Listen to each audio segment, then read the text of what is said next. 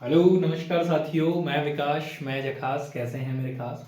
आप सभी का हार्दिक अभिनंदन और स्वागत है इम्पेटस नर्सिंग एकेडमी में। दोस्तों, आज हम जो शुरुआत कर रहे हैं वो बहुत ही एक अच्छे शानदार टॉपिक की शुरुआत करूंगा आप लोगों के साथ, क्योंकि एग्जाम में ये जो टॉपिक है वो कई बार आया है, तो आपको थोड़ा सा एहसास ही नहीं, याद भी होना चाहिए इस टॉपिक के बारे में। टॉपिक का नाम है दोस्तों इन्फेक्शन कंट्रोल। क्या नाम है दोस्तों टॉपिक का? तो जवाब आएगा, यूनिट मान लीजिएगा, टॉपिक मान लीजिएगा, जो आपको समझ में आए मान लें। बात कर रहे हैं हम इन्फेक्शन को कंट्रोल करने की। देखो दोस्तों, इन्फेक्शन को कंट्रोल करने की बात हो उससे पहले कंट्रोल का मतलब पता हो और इन्फेक्शन का मतलब पता हो। तो इन्फेक्शन और कंट्रोल में फर्क ये नजर आता है कि कंट्रोल तो रोक दिया जाए इन्फेक्शन को, और इन्फेक्शन की परिभाषा भी पता हमें होनी चाहिए। तो ध्यान से सुनो, इन्फेक्शन शब्द का मतलब किसी प्रकार का बैक्टीरिया वायरस हमारे शरीर में चला जाए, जाकर वो मल्टीप्लिकेशन करना शुरू कर दे। बोले तो मल्टीप्लिकेशन का मतलब क्या? अपनी ग्रोथ बनाने लग जाए और बॉडी के जो फंक्शन है उसे अफेक्ट कर दें, वो आपका दोस्तों इन्फेक्शन कहलाता है। और परिभाषा हम कहें तो हम सिंपल शब्दों में ये कह सकते हैं कि entry of micro organism, MO का मतलब micro organism in body, entry of any लिख देता हूं थोड़ा अच्छा लगेगा, entry of any micro organism, any micro organism, कोई भी प्रकार का माइक्रो ऑर्गेनिज्म हो वो बॉडी में एंट्री कर जाए, एंड और इसके अलावा क्या कर जाए दोस्तों, एंड दैट मल्टीप्लीकेशन, एंड जो कि दैट मल्टीप्लीकेशन, और मल्टीप्लीकेशन जो है वो क्या हो जाए दोस्तों, करने लग जाए या शुरुआत कर दे, एंड मल्टीप्लीकेशन स्टार्ट। तो ऐसी कंडीशन को दोस्तों इन्फेक्शन नाम दिया जाता है। One more time, entry of micro organism, किसी भी माइक्रो ऑर्गेनिज्म का शरीर में जाना, जाने के बाद क्या करना दोस्तों, मल्टीप्लिकेशन करना उसका। बोला तो अपनी ग्रोथ में वृद्धि करना, वहां पर अपना घर परिवार बसा लेना, उसी को दोस्तों नाम दिया जाएगा क्या? तो आपका जवाब आएगा कि इन्फेक्शन नाम दिया जाएगा। अब मैं आपको जानकारी दूं, इन्फेक्शन जो होते हैं दोस्तों वो कई प्रकार के हो सकते हैं, उसकी जानकारी आप ध्यान से सुने। जैसे पहली हम बात करें इन्फेक्शन में, तो आपने सुना होगा कि एक इन्फेक्शन है, इन्फेक्शन का नाम होता है प्राइमरी इन्फेक्शन। ठीक है, अब देखिएगा, इसे हम टाइप्स ऑफ इन्फेक्शन कहीं कर पढ़ ले तो ज्यादा बेहतर समझ में आएगा आप लोगों के। तो बेहतर यही है कि आप क्या पढ़ें इसे, आप इसे इस प्रकार से ही पढ़ें कि टाइप्स ऑफ इन्फेक्शन। इन्फेक्शन के टाइप्स आपको बता रहा हूं, ध्यान से सुने कौन कौन से टाइप हैं। पहला जो टाइप है दोस्तों उसे नाम दिया जाता है प्राइमरी इन्फेक्शन। क्या नाम दिया जाएगा? तो आपका जवाब आएगा कि उसे नाम दिया जाने वाला है प्राइमरी इन्फेक्शन। अब ये प्राइमरी इन्फेक्शन क्या होता है और कैसे होता है समझिए। कोई भी माइक्रो ऑर्गेनिज्म जो हमारे शरीर में पहली बार एंट्री करता है उसे हम फर्स्ट इन्फेक्शन या प्राइमरी इन्फेक्शन कहते हैं। सिंपल सी बात कि first time entry of micro organism, पहली बार किसी भी माइक्रो ऑर्गेनिज्म की क्या करना, एंट्री करना, या फिर इसी को दोस्तों एक नया शब्द बोलूं तो इसी को बोल सकते हैं क्या हम, इनिशियली इन्फेक्शन। क्या बोल सकते हैं दोस्तों? Initially infection. बोले तो ये शुरुआती इन्फेक्शन को ही हम प्राइमरी इन्फेक्शन कहते हैं। अब बात आती है दोस्तों नंबर 2 की, जिसे हम बोलते हैं, कई बार एग्जाम में भी बोला उसने कि सेकेंडरी इन्फेक्शन क्या होता है। तो दोस्तों आपका जवाब ये हो कि पहले इन्फेक्शन का दोबारा से अटैक हो जाना। माना कि पहली बार मुझे रोटा वायरस की वजह से इन्फेक्शन हुआ और दस्त हो गए, तो वो प्राइमरी इन्फेक्शन हुआ। अब उसी रोटा वायरस से मुझे दोबारा इंफेक्शन होता है और मुझे फिर से डायरिया होता है, तो उसे बोला जाएगा दोस्तों सेकेंडरी इंफेक्शन। क्या बोलोगे? सेकेंडरी। परिभाषा लिखना चाहें तो लिख दें कि डेवलप, क्या बोल सकते हैं दोस्तों, develop after the primary infection. Develop after the primary infection. Primary infection के बाद में जो दोबारा हो रहा है इंफेक्शन दूसरी बार, उसे बोल रहे हैं साथियों सेकेंडरी इंफेक्शन। ऐसा क्यों होता है? तो आपका जवाब इसी में कोमा करके लिख देता हूं, ड्यू टू। क्यों हो जाएगा? तो आपका जवाब होगा due to low immunity power. क्योंकि एक इंफेक्शन के चलते आपके शरीर में इम्यूनिटी की जो पावर थी दोस्तों वो क्या हो गई? कम हो गई, इसलिए ऐसा हो गया। बात समझ में आई?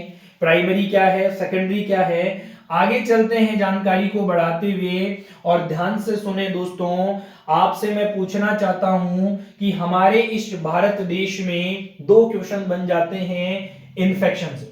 पहला क्वेश्चन दोस्तों बनेगा कि इंडिया जो है हमारा भारत देश है, इस भारत देश में अपॉर्चुनिटिक इन्फेक्शन कौन सा है? कौन सा दोस्तों? अपॉर्चुनिटिक इन्फेक्शन कौन सा है? भारत के साथ साथ पूछा जाता है वर्ल्ड में कौन सा है। तो भारत देश में जो इन्फेक्शन है दोस्तों वो है आपका टीबी का, और अगर पूछा जाए वर्ल्ड के बारे में तो आपका जवाब आएगा कि वो है दोस्तों निमोनिया। क्या होता है? Pneumonia. Primary infection, secondary infection आपको पता चल गया। नेक्स्ट बात करते हैं दोस्तों हम री इन्फेक्शन के बारे में। नेक्स्ट टर्म हमारे सामने आती है री इन्फेक्शन। री इन्फेक्शन का मतलब क्या है उसे भी सुन ले। री इन्फेक्शन का मतलब क्या है उसे भी सुन ले। री इन्फेक्शन का मतलब है कि कोई भी प्राइमरी एजेंट जो है वो क्या कर लें? एंट्री कर लें, और उसके बाद में उसका क्या हो जाए? मल्टीप्लीकेशन शुरू हो जाए। क्या हो जाए? कोई भी इन्फेक्शन जो है, री इन्फेक्शन का मतलब क्या होगा कि एक इन्फेक्शन का बार बार अटैक होना। सिंपल सा ये कह सकते हैं कि री अटैक ऑफ एनी इन्फेक्शन। क्या? री अटैक ऑफ एनी इन्फेक्शन। कोई इन्फेक्शन है और वो बार बार क्या करता हो? अफेक्ट करता हो बॉडी को। बेहतर एग्जांपल, बच्चों में एक इन्फेक्शन जिसकी वजह से क्या होता है? डायरिया होता है, और हम उसे कहते हैं कि रोटा वायरस का इन्फेक्शन है जो बार बार क्या करता है? इन्फेक्शन पैदा करवाता है। नेक्स्ट बात करते हैं इन्फेक्शन की श्रृंखला में ही हम कह सकते हैं एक इन्फेक्शन होता है जिसे नाम दिया जाता है क्रॉस इन्फेक्शन। बहुत सिंपल है, देखो ये क्रॉस का निशान है और ये एक ही बात कहता है कि एक व्यक्ति से दूसरे व्यक्ति में और एक व्यक्ति से दूसरे व्यक्ति में क्या हो जाए? इन्फेक्शन स्प्रेड हो जाए। सिंपली आप बता दीजिएगा, क्या बता देंगे कि इन्फेक्शन जो है वो ट्रांसफर हो जाता हो। क्या दोस्तों? इन्फेक्शन जो है वो ट्रांसफर हो जाता हो। Infection transfer from one person to another person. एक व्यक्ति से दूसरे व्यक्ति में अगर इन्फेक्शन चला जाएगा तो नाम होगा दोस्तों उसका क्रॉस इन्फेक्शन। इस तरीके से कुछ इन्फेक्शन आपने पढ़े, प्राइमरी इन्फेक्शन, सेकेंडरी इन्फेक्शन, री इन्फेक्शन, क्रॉस इन्फेक्शन। नेक्स्ट बात करते हैं दोस्तों एक आधे और इन्फेक्शन की जो कई बार एग्जाम में पूछा जा चुका है, आपको इस बारे में भी पता होना चाहिए। चलिए नेक्स्ट बात करते हैं हम, उसे बोला जाता है दोस्तों सब क्लिनिकल इन्फेक्शन। क्या बोला जाएगा? सब क्लिनिकल इन्फेक्शन। अब देखो सब क्लिनिकल शब्द है मतलब कहीं ना कहीं क्लिनिकल की बात हो रही है, बोले तो हॉस्पिटल की बात हो रही है। ठीक है, एक व्यक्ति है जिसको इन्फेक्शन कब हुआ या साइन और सिम्टम्स कब अपीयर हो रहे हैं, तो हम ये कह सकते हैं कि उस व्यक्ति को साइन और सिम्टम्स जो हैं वो हॉस्पिटल में रहते हुए, क्या हॉस्पिटल में रहते हुए या फिर सिंपल कहानी हॉस्पिटल के कारण हुआ हो। अस्पताल में कोई व्यक्ति था, नॉर्मली व्यक्ति था, वो घर वालों के साथ रहता था और वहां रहते रहते उसमें बहुत सारे सिम्टम्स आने लगे और इन्फेक्शन उस व्यक्ति को हो गया, तो उसे हम सब क्लिनिकल इन्फेक्शन कहते हैं। ठीक है, अब यहां सब क्लिनिकल का मतलब देखो, इन्फेक्शन सिम्टम्स तो अपीयर हो रहे हैं पर एग्जैक्टली हम ये आइडेंटिफाई भी नहीं कर पाते हैं कि इस इन्फेक्शन के साइन है। जैसे कि आप लोगों को पता होगा कि इन्फेक्शन में हमारी बॉडी का वार्म होना सबसे पहला क्लिनिकल फीचर्स नजर आता है।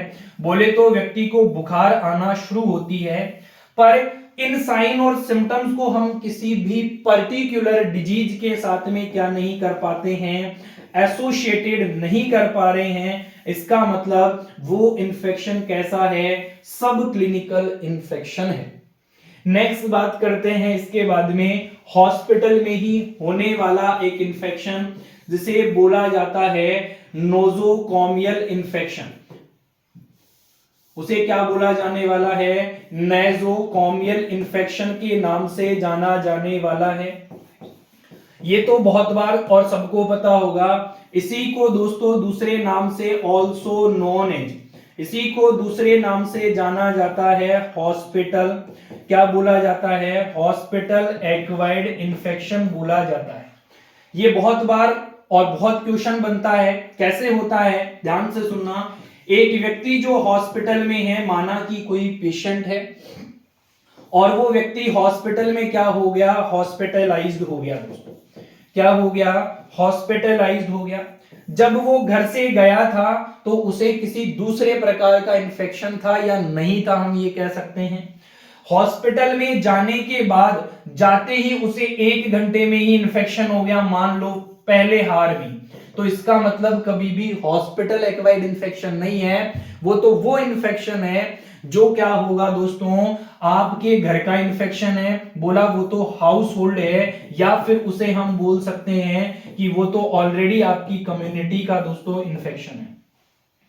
हॉस्पिटल में एंट्री करने के बाद 48 से 72 घंटे के बाद में, कम से कम 48 घंटे हो गए हों उसे हॉस्पिटल में स्टे करे हुए, और फिर उसको क्या हुए दोस्तों, इन्फेक्शन हुए, तो उसे हॉस्पिटल एक्वायर्ड इन्फेक्शन कहेंगे। वही ध्यान रहे, एक व्यक्ति को अस्पताल से छुट्टी कर दी गई, बोला तो उसका डिस्चार्ज हो गया, वो घर गया, घर जाते ही उसे माना कि यूटीआई हो गया, यूरिनरी ट्रैक्ट का इन्फेक्शन।